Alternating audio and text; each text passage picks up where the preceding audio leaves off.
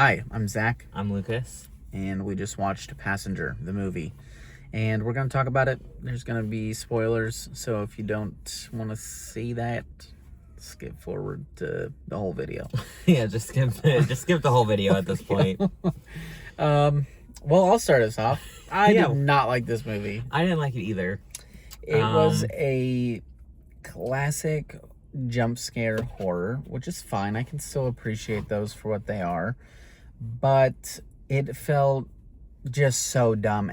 And yes, there's a lot of like stupidity in horror movies and making dumb decisions and whatever.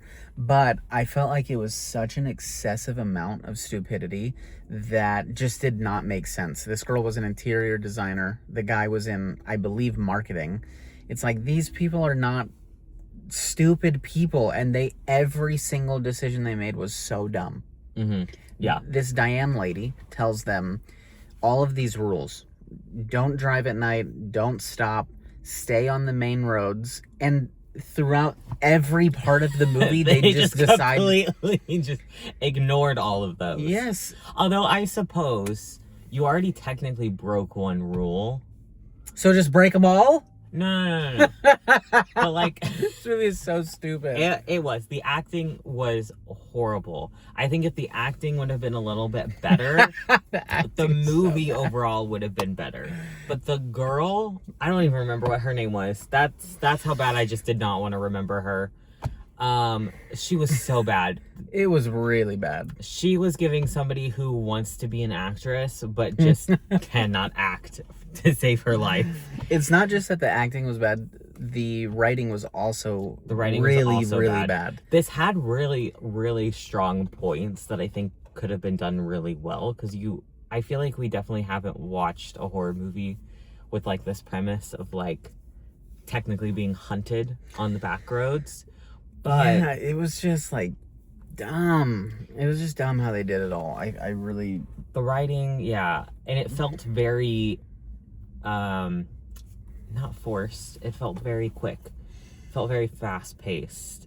Yeah, I was just laughing about the fact that on the first part where he is choking her, she rips off the rear view mirror, and then suddenly it's just back. It's just back there. There was I'm talking like maybe one or two parts that I did enjoy, and that was the gas station scene where they bought all of the little medallions. Oh yeah, that was funny.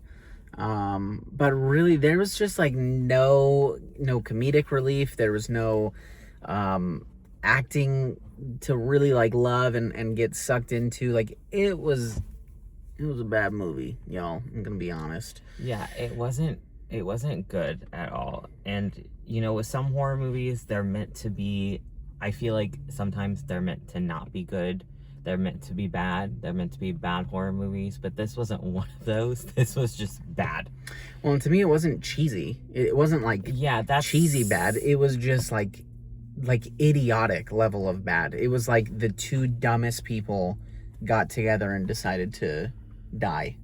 Yeah, and the fact that Blumhouse attached their name to this is so disheartening, to be honest. Wow, because that was Blumhouse? That was Blumhouse. The same company that just released Obsession also released this. Wow. I will say, if you've seen the trailer, again, spoilers, if you've seen the trailer, the whole trailer is the very first 2 minutes of the movie.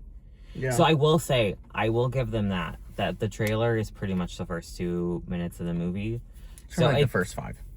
Yeah, so it did leave the rest of the movie being like, oh, I don't really know what's going to happen. But then it started to become very predictable, which was, but not a cheesy predictable, which is where they went wrong. Oh my God, and also the gym parking lot scene. Girl, go back into the fucking gym. Yeah, like if my car kept moving every time I looked up, I would simply just turn back and go back inside. I also didn't realize what was happening. So every time it had this scary music and showed the van, I was like, okay, I don't see anything. And then I realized it later, but yeah, I don't know. And the end scene with the death of the passenger was so bad. It looked horrible. Yeah. And it was just every time it kept going, Every time she kept pushing forward, I was like... I also just don't understand because this like demon or whatever was like this like ghost-like thing the whole time, right? Mhm. He could evaporate and be in the fucking car and then not, and then whatever. Then suddenly he's a physical body and now she can hit him with the car. I just don't get it. Like, it doesn't... I think the only thing that makes sense to me in my brain is is that because he was already on holy ground. And it weakened him. Oh my god. Technically.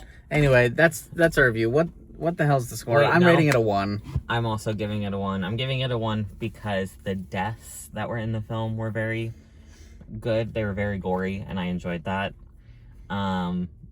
But otherwise, it didn't really have anything else going for it. I'm giving it a 1 because it was a movie that was made. That's about all I got. And now we like to check the Letterboxd score, so that's what we're doing. Well, Letterboxd is not loading, so this is really awkward. All right, well, I'm gonna go ahead and assume that Letterboxd thinks it's ass as well. I'm going to assume that it is like 2.5, maybe 2.4. Okay. Let's see. 2.4. Okay. All right. That's all. Pretty, yeah. Bye. Bye.